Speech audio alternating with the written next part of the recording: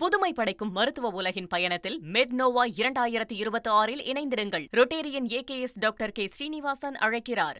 தமிழகத்தில் ஹிட்டாச்சி நிறுவனம் ரூபாய் 1000 கோடியில ஒப்பந்தம் செய்திருக்கிறதாகவும் இது முதல்வர் விஜய் முன்னிலையில் கையெழுத்தாக இருக்கிறதாகவும் முக்கிய தகவலை நம்ம பார்க்கிறோம். விவரங்களோட செய்தியாளர் பாஸ்கரன் இணைந்திருக்கிறார். பாஸ்கரன், வணக்கம்.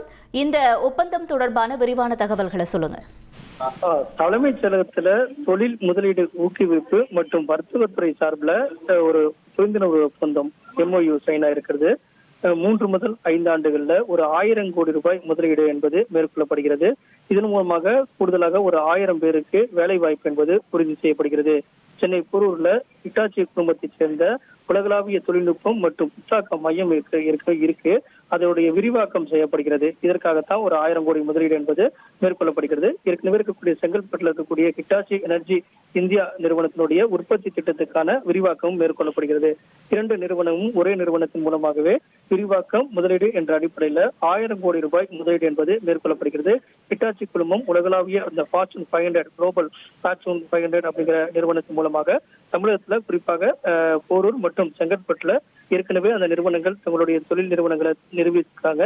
அங்க டெக்னாலஜியா energy technology Hitachi energy technology service private limited மூலமாக ஒரு 1000 கோடி ரூபாய் முதலீடு மேற்கொள்ளப்பட்டாங்க. இதன் மூலமாக ஒரு 1000 பேருக்கு வேலை வாய்ப்பு என்பது உறுதி செய்யப்படும்.